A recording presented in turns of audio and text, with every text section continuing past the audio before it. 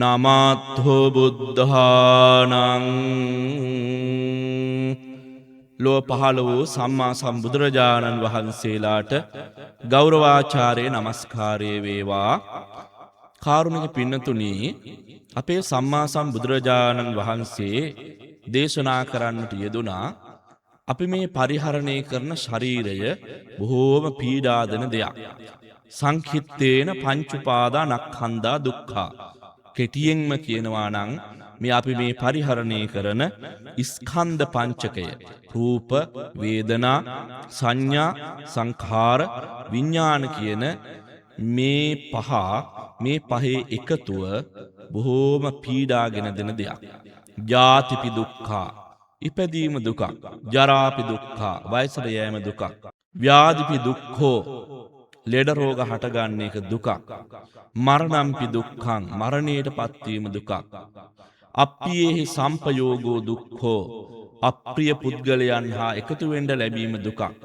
පියේහි විප්පයෝගෝ දුක්ඛෝ, ප්‍රිය වූ අයගෙන් වෙන් වෙන්න සිද්ධ වීම දුකක්. යම් පිච්ඡං නලබති තම්පි දුක්ඛං, හිතන පතන දේ නොලබී යනකොට ඒක මහ දුකක්. සංඛිත්තේන පංචුපාදානස්කන්ධා දුක්ඛා. කෙටියෙන්ම කියනවා නම් මේ ස්කන්ධ පංචකයේ ලැබීමම තමයි දුකක් බවට පත් වෙන්නේ.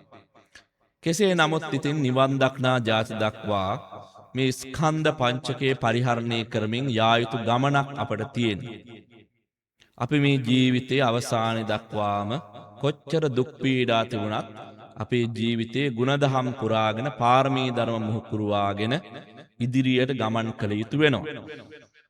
එතකොට අපේ ජීවිතය අපි අත්විඳින්නා වූ අපහසුතාවන්, පීඩාවන් තරමක් දුරට හරි සංසිඳවා ගන්න අපේ භාග්‍යවතුන් වහන්සේ අපට ක්‍රමවේදයක් දේශනා කොට වදාළා.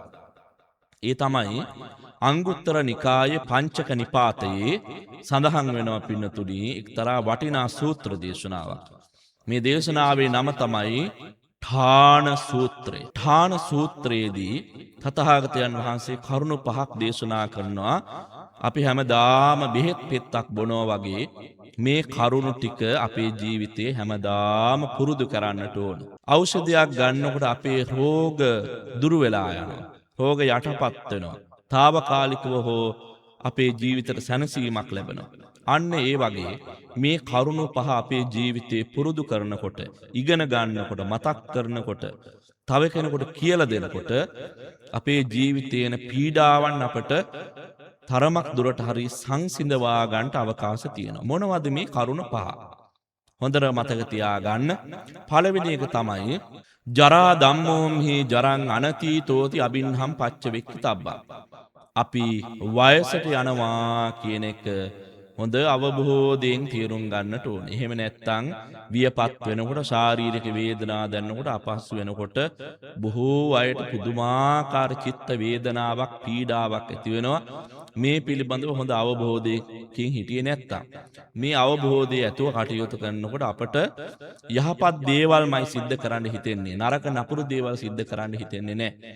ඒ නිසා අපි වයසට යනවා, වියපත් වෙනවා, දුර්වල වෙනවා, කෙස් සුදු වෙනවා, හම රැලි වැටෙනවා, දත් කැඩී යනවා, දත් හැලී යනවා. මේ වගේ නොයෙකුත් ව්‍යසනයන්ටපත් වෙනවා කියන බව දැනගෙන තියාගන්න ඕන. තරුණ කාලේ, ශරීර ශක්තිය ඇති කාලේ යහපත් දේවල්ම සිද්ධ කරන්න අපි ඒ නිසා කැප වෙලා කටයුතු කරන්නට ඕන. මහන්සි වෙන්නට ඕන. යහපත් දේවල්ම සිද්ධ කරන්න. දෙවෙනි කාරණේ තමයි ව්‍යාධි ධම්මෝම්හි ව්‍යාධින් අනතීතෝති අබින්හම් පච්ච වෙක්කිතබ්බා. අපි හැම දෙනාම හිතන්නට ඕන අපිට ලෙඩ රෝග හැදෙනවා කියන එක. ජීවිතයේ తాවකාලිකව ඉක්මනින් සනීප වෙන රෝග හැදුනාම නම් එච්චර අපහසුයක් නැහැ. ඒවා ඖෂධ අරගෙන සනීප වෙන්න පුළුවන්. හැබැයි අපේ ජීවිතේට කවදාවත් සනීප නොවන සදාතනික මරණ මොහොත දක්වාම අපට පීඩා ඇති කරන ලෙඩ රෝගත් හට ගන්නවා. ඉතින් ඒ නිසා අපි දැනගෙන තියාගන්න ඕන අපේ හිතට මහා පීඩාවක් ඇති නොවෙන්න එවැනි තත්යකට මුහුණ දෙනකොට අපි ලෙඩ වෙනවා කියන එක. ඒ නිසා නිරෝගීව ඉන්න අවස්ථාවේදී සිල් ගුණ පුරන්න ඕන, යහපත් දේවල් සිද්ධ කරන්න ඕන, නිවන් අවබෝධයට කලමනා කටයුතු අප්‍රමාදීව සිද්ධ කරගන්නට ඕන. ඊළඟ කාරණේ තමයි මරණ ධම්මෝ මෙහි මරණං අනතීතෝති අබින්නහම් පච්චවෙක්කිතබ්බං. අපි කවුරුත් මැරෙනවා. අපි හැම දෙනාම සදාතනිකව ජීවත් වෙන අය නෙවෙයි. ඒ නිසා අපි තීරුම් ගන්නට ඕන අපි කොයි වයසකදී හරි තැනක් නෑ, වෙලාවක් නෑ, పూర్ව දැනුම් දීමක් නෑ. අපි ඉතින් හැම දෙනාම මිය පරලෝ යනවා. ඒ වයස් භේදයක් නැතුව, ආයු කාලයක් හරියටම ස්ථීර නිගමනයක් නැතුව අපිට මිය පරලෝ යන්න සිද්ධ වෙනවා. ඒ නිසා මේ බවත් අපි අවබෝධයෙන් තේරුම් ගන්නට ඕන. අපිටත් එහෙම වෙනවා, අපේ ඥාතිවරුන්ටත් එහෙම වෙනවා. මේ ලෝකේ සදාතනික වෙච්ච හැමදාම ජීවත් වෙන කිසි කෙනෙක් ඇත්තේ නැහැ. දෙවියොත් චුත වෙනවා. ඒ අයගේ මිය යෑම චුත වීම විදිහට තමයි දේශනාවේ තියෙන්නේ. එතකොට ඕනෑම කෙනෙක් එහෙමයි. බුද්ධ ආදී මහෝත්තමයන් වහන්සේලාද පිරිනුවන් පෑවා. එහෙමනම් ඉතින් අපි ගැන ආය අමුතුවෙන් කතා කරන්න දෙයක් නෑ. අපිත් මිය පරලෝ යනවා. ඉතින් මේ වගේ අත්දැකීම් වලට මුහුණ දෙන්න සිද්ධ වෙනකොට අපි ශක්තිමත්ව ඒ පිළිබඳව දරා ගැනීමක් ඇති කරගන්න මේ කරුණ පිළිබඳව කල්ැතුව හොඳට තේරුම් අරගෙන තියාගන්නට ඕන. ඊළඟ දේ තමයි සබ්බේහි මේපියේහි මනාපේහි නානා භාවෝ විනා භාවෝති අබින්හම් පච්චවෙක්කිතබ්බං. අපි වටහා ගන්නට ඕන, කල්පනා කරන්නට ඕන මට ප්‍රිය වූ හැම දෙයක්ම මට නැති වෙනවා යම් දවසක. එක්කෝ ඒ වස්තුන්ගේ පණ ඇති පණ නැති දේවල් වල වියෝවෙන් මට ඒවා හිමි වෙනවා. එහෙම නැත්නම් මිය යන මොහොතේදී මට ඒවා ඉබේම අතහැරනවා. සබ්බං පහය ගමනීයං. හැම දෙයක්ම අතහැරලා යන්න සිද්ධ වෙනවා. ඒ නිසා අපිට තියෙන, අපි ආසා කරන, ඇලුම් කරන හැම දෙයක්ම අතහරින දවසක් එනවා කියන එක තේරුම් අරගෙන අවබෝධයෙන් ජීවත් වෙන්නට ඕන. අවසාන කාරණේ, වැද්දගත්ම කාරණේ මේකයි. කම්මස්ස කෝම්හි කම්ම දායාදෝ කම්ම යෝනි කම්ම බන්ධු කම්ම පටිසරණෝ යං කම්මං කරිස්සාමි කල්යාණං වා පාපකං වා තස්ස දායාදෝ භවිස්සාමීති අබින්හම් පච්චවෙක්කිතබ්බං. අපිට කර්මයේ දායාදයි.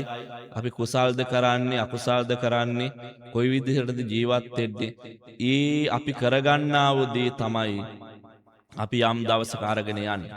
අර්ථක් ගෘහේ නිවර්තන්තය ස්මසානේ මිත්‍ර බාන්ධවා සුකෘතං දුෂ්කෘතං චෛව ගච්ඡන්ත මනුගච්ඡති. අපි එකතු කරගන්න ධන දහාන, යසීසුරු සම්පත් ඔක්කොම ගෙදර දාලා යනවා. යාන වාහන, ගෙවල් දොරවල්, ඉඩකඩම් ආදී හැමදේම ඒ තැන්වල දාලා යනවා. ඒවා මුකුත් අපි අරගෙන යන්නේ. හැබැයි අපි කරගත්තා වූ යහපත් දේ තියෙනවද, අයහපත් දේ තියෙනවද, අන්න ඒ ශක්තියින් දෙක තමයි අපි යම් දවසක අරගෙන යන්නේ. ඒ නිසා පුළුවන් තරම් ජීවිතේ කුසල් වඩා ගන්න, යහපත් දේවල් කරන්න. දාන, සීල, භාවනා, පත්තිදාන, පත්තානුමෝදනා, විయ్యాවච්ච, අපචායන, ධම්මදේශනා, ධම්මස්සවන, දිට්ඨිජ්ජු කම්ම, මේ කියන දස පුණ්‍ය ක්‍රියාව සිද්ධ කරගන්නට අපි මහන්සි වෙන්නට ඕන. ඒ වගේම දස්සනානුත්තරිය, සවනානුත්තරිය, ලාභානුත්තරිය, සික්ඛානුත්තරිය, පාරිචර්යානුත්තරිය, අනුස්සතානුත්තරිය ආදී මේ අනුත්තරිය පින්කම් සිද්ධ කරන්නට ඕන. අත්ති දින්නම් අත්ති ඉට්ඨං ආදී වශයෙන් සම්මාදිට්ඨියේ පිහිටා දන් දෙන්නට ඕන. මහා පින්කම් සිද්ධ කරගන්නට ඕන. මේ වගේ යහපත් විදියට අපේ ජීවිතය පවත්වලා අපේ ජීවිතය අර්ථපූර්ණ භාවයට පත් කරගන්නට ඕන. නිවන් අවබෝධයට හැම වෙලාවෙම හිත පිහිටුවා ගන්නට ඕන. පිනක් කරන හැම වෙලාවකම නිබ්බානස්ස පච්චයෝ හෝතෝ, නිවන් පිණිස උපකාර වේවා, ප්‍රත්‍ය වේවා කියන ප්‍රාර්ථනාවෙන් කුසල් වඩන්නට ඕන. ඒ නිසා අපි කවුරුත් මේ කරුණ පහ, ජරා ධම්මෝම්හි ජරං අනතීතෝති අබින්හම් පච්චවෙක්කිතබ්බං, ව්‍යාධි ධම්මෝම්හි ව්‍යාධින් අනතීතෝති අබින්හම් පච්චවෙක්කිතබ්බං, මරණ ධම්මෝම්හි මරණං අනතීතෝති අබින්හම් පච්චවෙක්කිතබ්බං, සබ්බේහි මේ පියේහි මනාපේහි නානා භාවෝ විනා භාවෝති අබින්හම් පච්චවෙක්කිතබ්බං, කම්මස්ස කෝම්හි කම්ම දායාදෝ කම්ම යෝනි කම්ම බන්ධු කම්ම පටිසරණෝ යං කම්මං කරිස්සාමි කල්යාණං වා පාපකං වා තස්ස දායාදෝ භවිස්සාමීති අබින්හම් පච්චවෙක්කිතබ්බං කියන මේ කරුණ පහ ස්ත්‍රීන් විසින්, පුරුෂයන් විසින්, ගිහි අය විසින්, පැවිද්දන් විසින් අපි සෑම සියලු දෙනාම මේ කරුණ පහ පිළිබඳව අවබෝධයෙන් ජීවත් වෙන්නට ඕන. එතකොට අපිට සීලාදී ගුණ පුරා ගන්න ලේසි. දාන සීල භාවනාදී මේ සියලු පින්කම් සිද්ධ කරගන්න ලේසි. අපිට උත්සාහයක් ඇති වෙනවා මේ දේවල් සිද්ධ කරගන්න ඕන කියලා.